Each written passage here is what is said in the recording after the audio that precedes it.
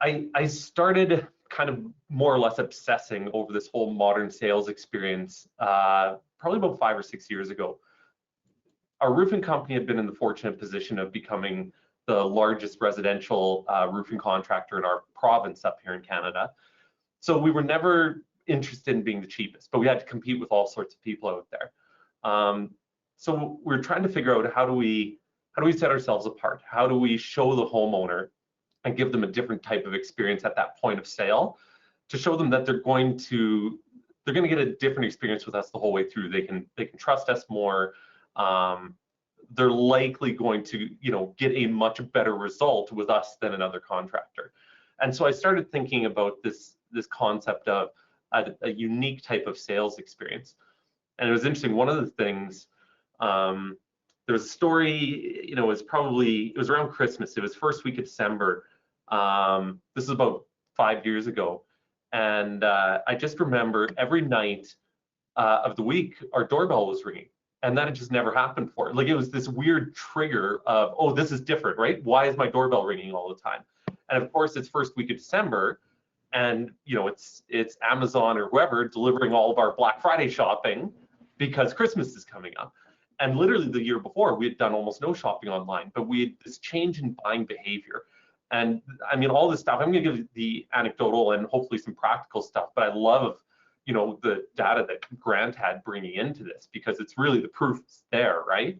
And I started thinking about, the opportunity that we had as a roofing contractor. And I say opportunity because to a degree, homeowners' buying expectations have changed so much and other industries have gotten so far ahead of us that there's still massive opportunity in front of us as contractors of unrealized change that we can get to, right? So I think of something like my bank. I can't remember the last time I've been in a physical bank. Why would I ever go there, right? If you get this paper check thing still, you can take a picture of it with an app and it's in your account, and like there's no reason anymore. I mean, I think of grocery shopping. I've got 3 young boys at home. Why would I spend an hour going through a grocery store lugging 3 young boys through there? It makes no sense at all when I can just order it online, drive up, and they walk it out to my car, drop it in, and I drive away. Like, all of these other industries have created these modern sales experiences and have gotten so far in front of us as contractors. And the tools are out there now. These things are available. I think quickly of like a Hatch and how easy it is on that communication side. They're out there to make it easier, and yet as contractors, we've been slower to adopt. And so that's why I think something like this is so exciting to go through. So when I'm talking about a modern sales experience, really I'm kind of, and this is my thinking on this, customer experience is kind of the big buzzword out there. I've heard it described as the new marketing battleground. That's the big, customer experience. It's not product because, again, often in the trades, a shingle is a shingle is a shingle, paint color is paint color, right? Like you can kind of get it all over the place. It ends up being about customer experience. And so there's an awareness component of that, of how a homeowner engages with you digitally or in another fashion out there. And then from that, they come in as an opportunity to you as a contractor. And now you've got this sales experience that you can provide for them. And then ultimately, you need to prove that sales experience out through the production experience. And it kind of goes through this cycle again, right? And so, yes, customer experience is this big one. I'm going to try and focus specifically on this part of the customer experience called sales experience, and go through how we can think about this in a bit of a different way. But to do this, I'm going to start off, and Grant, Kevin, I'll ask both of you guys here. It's a small poll, it's a small audience, but do either of you guys own a Traeger smoker? I do. I live in a condominium. I own a condo, so I think that's against condominium rules. Okay. Know what they are, but have yet to get one.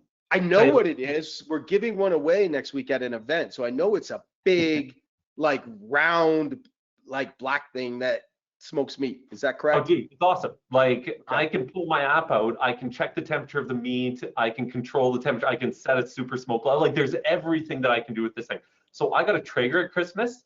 I'm not going to say it changed my life, but it almost changed my life. Like, it is it's a whole lifestyle you have to buy into. But I mean, it's a phenomenal brand and people will pay a premium for it, and it's all of this stuff, right? But I'm going to lean into another side of this is when I bought my Traeger, the first thing I did was I went on Amazon because I thought, what do I need to really kind of pimp this thing out, to really go to the next level of, you know, now that I'm buying into this lifestyle, what is everything else I need with this? And so I went on Amazon, as we do, whether it's a Traeger or whatever else we buy. But the reason I want to go through this Amazon example is I just think Amazon has probably the most dialed in sales experience out there. And it's why they've got the most valuable brand in the world right now, right? So when I look at this page, these are the things that my eye goes to from what is Amazon providing me here that makes it easier for me to buy or want to buy or provides me the content and the information I want to kind of push me over the edge, right? And so right away I look at pictures and I'm going through pictures on there. You know, I can see I can add it to the cart or buy now quickly, free delivery. I can have this thing at my house tomorrow if I want it, right? Like reviews, Grant talked about it, it was perfect, right? People are going to Amazon to consider reviews and compare product against product and be able to go through this stuff. So they're taking all of these components, and I want contractors out there to be thinking about how these components could fit into your sales experience as a contractor, right? As I go through this page, it's interesting because, you know, I go through and I continue to walk through my buyer's journey here. I love that they are giving more information, but the first thing they do is they do it in layman's terms, right? What does this do? It protects your hands. And then they get into this additional content of, oh, you know, it's past EN 407 certification. Like, they don't dumb it down for you. But as a contractor, when you're sharing this stuff, make sure your homeowner understands it first, and then you can get into this other content. And it's important because it does position you as an expert, and you don't want them thinking that you're shying away from providing this information to them, right? So now this is interesting as I've gone down to sort of the very bottom of the page. So you think about a user. I don't know how many times you guys have hit the bottom of an Amazon page, but it doesn't, right? It doesn't happen often, right? So if you've got somebody at this stage, they are highly, highly interested in buying. And what I love here is you get to the stage and Amazon's already upselling me on other stuff. And as a contractor, we make it easy to sell upgrades and to buy additional components or better products with this and stuff, right? How easy do we make this stuff in the sales experience? I also love the thinking is, well, what's holding a homeowner from pulling the trigger? Why aren't they buying yet, right? They've gotten all the way to the bottom. They're obviously highly engaged. I love that they put the reviews there again, right? Maybe they don't quite trust it enough. Let's drop the reviews in here again, even though it was at the top of the page, right? And this is one that I hadn't caught until I was kind of prepping for this webinar, but you see right at the very bottom there, would you like to tell us about a lower price? And to me as a buyer, that implies if there's a lower price out there, we know about it. So you can trust us that you're getting a great price on this right now. Like, there's all of these components, it's so thoughtfully done. And obviously that's why they're so valuable out there. But this is the type of thinking for contractors that we want to start thinking about. So this is where, from this buying experience, I kind of want to go through and analyze and think a little bit about, as contractors, how can we create this type of an experience, right? Or what are the components of this? So design, content, functionality, I'll touch on all three of these.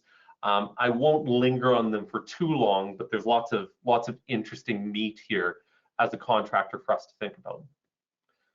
So the first is user experience.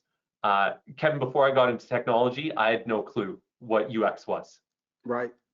So, right, so it's something sort of where you would expect it to be. And that picture on the right kind of hurts my head in looking at it. Like, it is so painful in trying to think about how this is supposed to work or what's going on with this, right? That's what the elevator push buttons look to me at after a couple days at the International Builders Show. Oh, yeah, exactly. Well, I had when we first were testing out this whole concept of really beautifully designed quotes or proposals. Mhm. I'd given a quote to a property manager. It was about an hour and a half north of town here, so it was a little ways away, but it was a multifamily building, full roof, partial siding, partial metals, so sort of typical hailstorm hits it, and you're fixing everything that had been damaged on it, right? Anyways, I went through, I gave her this proposal, and 3 days later, I gave her a call, said, hey, just want to check in. Obviously, we'd love to work with you. Wanted to see what you thought of the quote we sent over. And she said, well, we got a quote from our local contractor here as well. You know, your quote was $237,000. His quote was $207,000. We love this guy. We use him all the time. She said, but for this project, you know, I'd really like to work with you. So, you know, feel free to change your price if you want, but either way, I'm going to push hard to the board that we should work with your company. And I said, oh, that's great, but why do you want to work with us? You know, we're 15% more, and you're raving about this other contractor. And she said, oh, man, I know it shouldn't matter, but that quote you gave me was just awesome. Like, I had a question, I turned the page, there was the answer. I just know I put those two quotes in front of the board, and they're going to be like, well, obviously we should work with this one. They're the more professional option. And so it's that whole concept of, can you create this narrative or this story? Like, can you make it easy to track? And it is something where you expect it to be. And if you're just giving a one page with your brand on it and you throw a price on there, you're not really utilizing your ability to create a strong user experience through this, right? As I'm going through this, I'll show you guys through a few sort of images of Sumo Quote pages, right? So for a contractor, this is where we want to have this well-designed cover page where the client's house is on there, but it's easy to find your contact details and all this. And, you know, for our authorization page, you know, we've got a good, better, best. So we kind of give these package options, but you've got all of your signing selections on a single page, right? What package do you want? What upgrades do you want? It's easy to see and understand and fill in all this content. You're not filling in something on one page, another thing on 3 pages later. So just making sure when you're creating this type of buying experience that you're being very thoughtful with all these little details, or you're using software that has put that thought into it for you. You know, I had an HVAC guy over a few months ago, and I had that good, better, best experience too. And putting it into my hands to determine sort of what direction do I want to go with their guidance. So yeah, absolutely. Not only in the roofing and exterior space, but certainly in the trades as well. Absolutely, yeah. User interface side, I love this one. So 2 bottles of 7-Up, and they did a taste test, right? Slightly yellower bottle on the right, exact same soda in both bottle.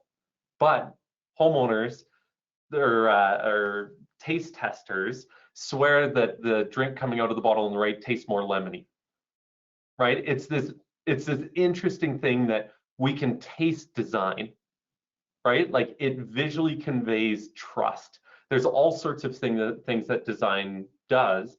And so again, you're working now with buyers that are having different buying experiences from all of these other industries, and we really need to make sure that we're bringing our game up and we're considering a very you know, the effect that a beautifully designed quote proposal presentation has on a homeowner, and that we're engaging them in this type of way as we go through this stuff. So for this, oops, let me go through. For this, it's sort of that, you know, when you're making it visual, this was an interesting one for me. I read a stat the other day, written content versus visual content. And think about how we consume content these days online and everything, and how quickly we go through it. But visual content is comprehended up to 10 times faster and retained up to 10 times longer. And so this is an actual, this is a house that I was on.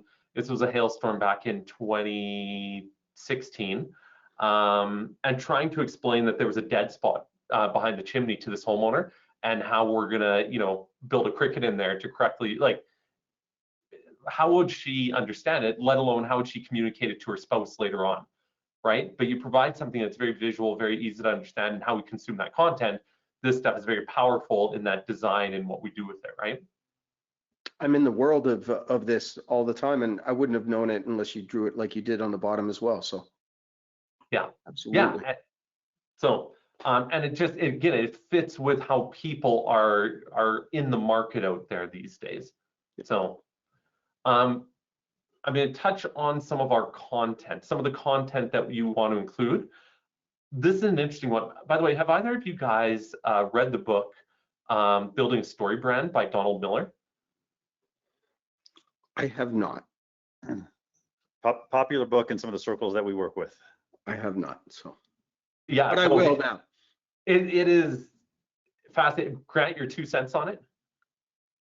I think it's useful. It's been a few years since I was referred to the book and read through it, but I mean, I think it's a good approach to, you know, looking at your business and how you communicate, you know, with the marketplace on a different level. Yeah, exactly. And so I'll take people sort of through a little bit of that. This whole, like, touching on this slide here, the whole concept of, you know, what's the balance of these things and what's the most important to homeowner. I think as a contractor, our tendency is to think that it's knowing the problem and knowing a solution, right? We're a contractor. That's what we're going to lead with. And yet homeowners, first and foremost, it's, do you know me? Do you understand what I'm going through? You know, let's say it was a homeowner that they're looking for, you know, new siding on their property, and let's say they've got a daughter that's getting married in 2 weeks. Well, they don't care about price, and, you know, they don't care about this and that. All they care about is, can you get this job done in the next 10 days? That is it. Like, so making sure you understand that person and can go through that. This is one of those big reasons why that picture on the front cover of the homeowner's house is so powerful. Donald Miller walks through with Story Brand, this whole concept of story and understanding our role as a business compared to the person that we're interacting and engaging with, the buyer on it, right? And what I love with this is he does this comparison talking about Tommy Boy versus Star Wars, and basically saying this is the same story. And it's like, you know, Tommy Boy, it's, you know, we're talking about a character, the hero of the story, and it doesn't matter if it's, you know, Chris Farley or Luke Skywalker. It's somebody that, you know, they're struggling, right? They don't know the powers of the force, or their dad just died and left them this company, right? They've got this problem that they're going through, and they meet a guide who understands that and is able to demonstrate both empathy and authority. And that's where that empathy comes in, to be able to connect with the homeowner, and then the authority to be able to address the problem, go through that stuff. As contractors, we so often miss the empathy side of things. And yet, if we can create something that conveys trust, that connects with the homeowner and says, you are the hero of this story, right? There's all of these little details that we can get caught up in that we miss. But when we can automate this stuff and make this easy and interesting and powerful, where we make the story about the homeowner in these little subtle ways, it changes how homeowners feel through the whole experience. And that's really what we're trying to get at the end of the day, is how do we emotionally connect with them? Because we don't want to make it about just fighting on product, that we've got a better product than the next guy, or price, that we're a lower price than the next guy. And so we've got to come in with this other type of strategy or way of connecting with them. So I would certainly propose that genuine empathy leads to a much higher degree of trust from a consumer. That's for sure. At least I feel that way as a consumer as well. So, well, the interesting thing is how it doesn't always have to be human to human anymore, how you can automate this stuff through some of the technologies out there. Yeah, absolutely. Because you're listening you're trying to solve for that problem and be empathetic at the same time. So again, I'm going to go back to Hatch and be like, well, this is great. You just took away a massive pain. And Grant talked about earlier on communication being one of those big things. Can it be, what's the speed of communication and for a contractor to be able to engage with me and everything else? And so, yeah, there's these obvious tools that are out there that, when integrated into your tech stack or how you function with your business, can have really powerful results as you go through this, right? Absolutely. So Ryan, we've got about 4 or 5 minutes left. So no problem.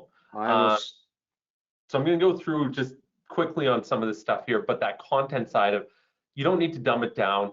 Just because you're being empathetic doesn't mean you need to be stupid. right? So don't fear giving good information, technical information to them. Make sure that you've got that available for your homeowner or as well. Pricing, we've talked about this. We talked about financing a little bit earlier, but make it easy to buy with that pricing side. Give them options, whether it's good, better, best, which Kevin talked about, or upgrades. I love selling upgrades using financing, because when you're selling a better shingle and it's an extra $12 a month, not $2,000, that's a totally different conversation, right? Yeah, there's some really interesting things as contractors there that we can start to think about how buyers are connecting with pricing out there. Even the whole subscription model, there's lots of interesting things around that stuff, how consumers are thinking about that stuff. And then putting in some points of social proof. We talked about reviews and how heavily buyers lean on reviews. I mean, I'll be honest with you, I don't go out for dinner without checking the reviews of a restaurant, and that's on a $80 meal. You know what I mean? Like let alone getting into buying, buying a $15,000 roof or whatever it is. And we all know how critical it is on your website, and everybody's doing it with Google reviews and stuff like that. But to integrate that, again, that social proof into directly when the homeowner's making that buying decision, that can be a powerful thing as well to be able to incorporate in there. I've been to dinner with Ryan a couple times. I can attest that he does do that for sure. I'm pretty sure that he may have even looked for reviews on me as a dinner companion. I'm not sure, but we'll see. They're hard to find, but they're out there. So they're out there. Just got to dig deep. Yeah. Well, and again, make it easy to buy. The nice thing is this is a win for both the homeowner. Like, you want to make it really easy to buy for them, but the contractor as well. If you can save that 30-minute drive across town to get that signature. We had with our roofing company, we've had a couple of good hail years up here the last couple of years. And our ability, and this, to a degree, I'll wrap it up with this because this is kind of a good talking point on it, but thinking about your tech stack in general and technology in general and how this stuff can be automated, it's powerful the effect can have on that. In the roofing space specifically, they used to talk about $1 million producers, right? Oh man, that guy sold $1 million last year. With technology, that can exponentially grow if you set it up in strong, convenient ways, and you can nail this trust. You can automate, right? You can help to automate trust through design and convenience and all of these, and ease of signing and selecting upgrades and all this stuff. We had 2 salespeople in our roofing company last year, each sell over $8 million. And the crazy part with that is they didn't have a job over $70,000. They weren't signing $2 million multifamily jobs and stuff. Like, these are high volumes of, their average jobs were 20,000, 20,000 to 30,000. But I mean, that's what technology and putting these tools together in a really thoughtful way and resourcing your team well, that's the powerful effect you can have layered in with obviously standing out in this type of sales experience type of way. So they couldn't have done it without the efficiency of the technology that you had put in place as the owner of the company for them. No, absolutely not. No, and I liked your point earlier about how does the homeowner want to communicate? Is it text? Is it phone? Is it email? Having that, understanding that, having that set up, and being able to say, yeah, I got that arrow in my quiver, I got that one in my quiver, like giving them the resource to be able, however this sale, whatever direction the sales go, I've got something where I can close it, hit it, nail it, and I can do it quickly, efficiently, powerfully, and keep going. Absolutely. Yeah. So I think I had, again, there was a last slide here on make it easy to share, but this was kind of one of those ones for let a homeowner easily share it with their spouse, let multiple buyers be able to see it, connect with it, share the information, etc. But yeah, that's this whole concept of a modern sales experience. It's going to get bigger and bigger. Grant's got all of the proof of the data on why, proving that it works. And hopefully there was a few kind of little practical or thoughtful things on my side of things here to make it, to get people's minds going on why they should think or invest more in this stuff as they keep going. Absolutely, Ryan, because data sits there and we can tell that this is the data, but when you hear it, when it's put in practice, and this is what we're feeling in the real world, I'm not saying data is not the real world, Grant, but when you're seeing on the front lines, I think it gives heed to both sides of that coin. I think it really does.